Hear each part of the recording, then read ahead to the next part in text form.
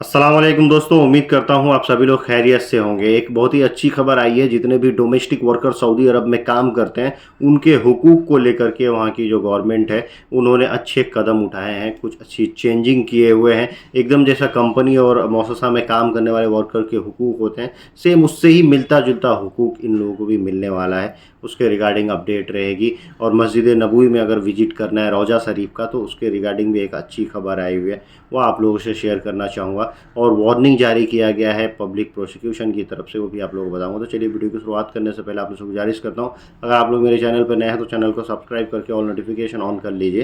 Facebook Instagram पे अभी तक फॉलो नहीं किए हैं तो आप मुझे फॉलो कर सकते हैं। आपके कुछ भी कंसर्न डाउट ट्रैवलिंग के रिगार्डिंग रहे गल्फ कंट्रीज़ के लिए तो आप मुझसे जुड़ सकते हैं। दोस्तों, सबसे पहला जो अपडेट शेयर करना चाहूँगा वो है रोज़ा शरीफ के ज़ियारत के लिए परमिट लेने के रिगार्डिंग। यानी पहले जो लोग परमिट लेते थे नुसूक ऐप से या फिर तवक्कलना से, तो उसमें जो है वेटिंग लिस्ट नहीं आता था। उसमें आप अगर स्लॉट खाली है तो उस टाइम का स्लॉट आपको जो है मिल जाता था, अपॉइंटमेंट की तरह का लिस्ट एक उसी समय आपको विजिट करना होता है, यानी विजिट का परमिट होता था। आप जाके विजिट कर लीजिए, एक बार में एक ही परमिट इशू होता था मतलब, और एक टाइम में अगर आप उधर हैं तो जाके एक ही बार विजिट कर सकते हैं। लेकिन अब इसमें बदलाव किया गया है, एक ये चीज़ की इसमें एक वेटिंग लिस्ट वाला ऑप्शन जोड़ दिया गया है। जब भी आप जो है अपॉइंटमेंट लेंगे एक वेटिंग लिस्ट का ऑप्शन रहेगा। तो जैसे ही मतलब जैसे टिकट लेते हैं ट्रेन में, वेटिंग लिस्ट रहता है, फिर ऑटोमेटिक वो कंफर्म होता है जैसे जैसे कैंसिलेशन या फिर जो भी स्लॉट है वो खाली होते हैं तो उसी तरह सेम ऐसे ही काम करेगा। ऑटोमेटिक जो है वो कंफर्म हो जाएगा, तो आपको अपडेट आ जाएगी कि आपका इस डेट इस टाइम पे कंफर्म हो चुका है। तो ये काफ़ी अच्छी अपडेट है।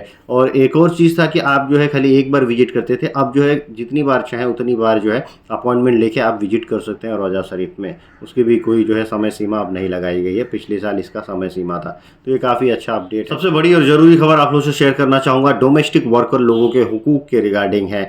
एक उनके लिए जो है एक अच्छा समझिए एक कदम उठाया गया हुकूमत के द्वारा। उनके काम करने का कितना घंटा निर्धारित किया जाएगा, उनके और क्या क्या हुकूक रहेंगे, ये दोनों के तालमेल पे। लाइक जो वर्कर है, डोमेस्टिक वर्कर में बहुत सारे आते हैं, हाउस ड्राइवर भी आता है, खद्दामा आती हैं, फिर वहाँ पे जो काम करते हैं गेट कीपर वगैरह, यानी और सिलाई करने वाले भी, बहुत सारी कैटेगरी है। मतलब जो भी कैटेगरी है जो आती है डोमेस्टिक के अंतर्गत, घरेलू यानी कफिल के अंतर्गत जो आती है, उन सब के हुकूक के लिए ड्यूटी एक ये किया गया कि इनका भी कॉन्ट्रैक्ट होगा, कॉन्ट्रैक्ट दोनों के आपसी अंडरस्टैंडिंग से होगा। उनको रेस्ट टाइम मिलेगा, ड्यूटी का टाइम निर्धारित किया जाएगा, उनके साथ जुल्म वगैरह नहीं किया जाएगा कोई भी चीज़ें, और दोनों की सहमति से एक कॉन्ट्रैक्ट बनेगा। अगर कोई भी इस कॉन्ट्रैक्ट को वायलेट करता है, चाहे वो डोमेस्टिक वर्कर हो चाहे कफील हो, तो उनके खिलाफ कानूनी कार्रवाई हो सकती है, उनको फाइन भी लगाया जा सकता है।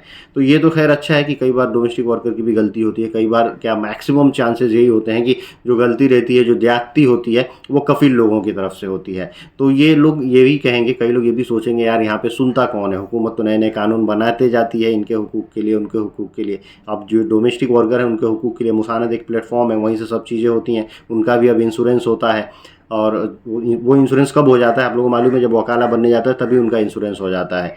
तो ये सब चीज़ें हो रही हैं, बहुत अच्छी अच्छी चीज़ें जो अपडेट की जा रही हैं। लेकिन फिर भी कुछ ना कुछ जो है ऐसी चीज़ें आ रही हैं सामने जिसमें घरेलू वर्कर पे ज्यादती के जो चीज़ें हैं वो आ रही हैं। लेकिन इन सब चीज़ों के लिए जब आपको मालूम रहेगा कि हमारे हुकूक क्या क्या हैं, तो आप जो है जाके लेबर कोर्ट में नॉर्मली कंप्लेन भी कर सकते हैं कि हमारे साथ ये ज्यादती और ये चीज़ें हो रही हैं।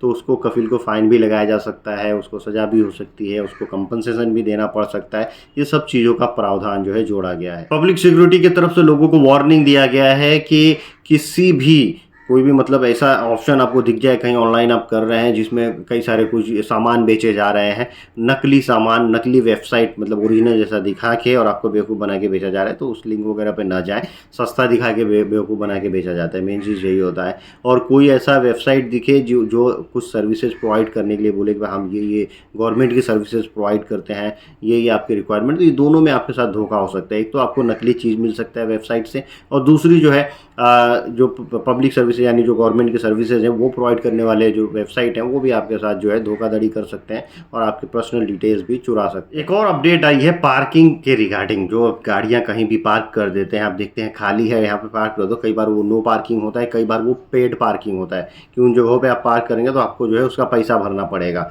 तो इस सब की निगरानी के लिए लोग ये मतलब कह रहे हैं कि ऐसा होना चाहिए कि कैमरे लगे होने चाहिए, क्योंकि पेड पार्किंग या नो पार्किंग में कोई गाड़ी खड़ी करता है तो टोइंग गाड़ी लेके आती है और उन लोगों की गाड़ी को टोय करके घसीट के लेके चली जाती है, फिर जाके छुड़ाना होता है, फ़ाइन भरना होता है। तो उससे बचने के लिए भाई उससे ट्रैफिक भी होता है, फिर आना जाना उसमें खर्चे, उससे अच्छा कैमरा लगाओ और वहाँ पे जो भी गाड़ी आए जो नो पार्किंग में लगे या फिर जो पैड पार्किंग में लगे और उसका जो है बिना पेमेंट करे तो उसका निगरानी करे और कैमरे से फ़ोटो क्लिक हो जाए, वायलेशन के अंतर्गत चला जाए, जो फ़ाइन लगना है उसको फ़ाइन का तुरंत मैसेज चला जाए कि भैया आपने ये नो पार्किंग में लगाए हैं या फिर आपने जो है ये पैड पार्किंग में आपकी गाड़ी लगाए हैं, आपने जो है इसके पैसे नहीं भरे तो ये पैसे आपको भरने पड़ेंगे।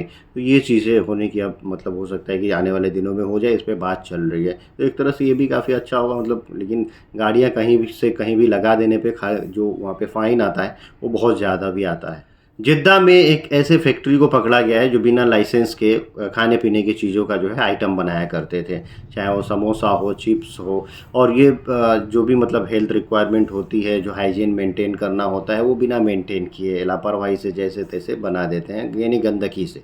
तो ऐसे साइट को सीज किया गया है और यहाँ से लगभग 2.7 टन यानी 207 किलो जो इस सामान होते हैं उन सब फूड स्टफ को, खाने पीने की चीज़ों को जो है डिस्ट्रॉय किया गया है। दोस्तों आज की वीडियो करता हूँ यहीं समाप्त। उम्मीद करता हूँ वीडियो अच्छी लगी होगी, अगर अच्छी लगी तो दोस्तों में शेयर कीजिए। मैं ऐसे ही जो अपडेट गैर मुल्कियों के रिगार्डिंग रहते हैं, उनके हुकूक के रिगार्डिंग हो या फिर सऊदी अरब के जो भी नए नए अपडेट्स, नए कानून गल्फ कंट्रीज़ के भी आते हैं, लोगों को उसको अवेयर होना चाहिए उन सब चीज़ों से, वही चीज़ें मैं इस पर शेयर करते रहता हूँ। तो ज़रूर मेरे चैनल को सपोर्ट करें और दोस्तों में शेयर भी करें, लाइक कमेंट करना ना भूलें। Thank you guys, thank you for watching.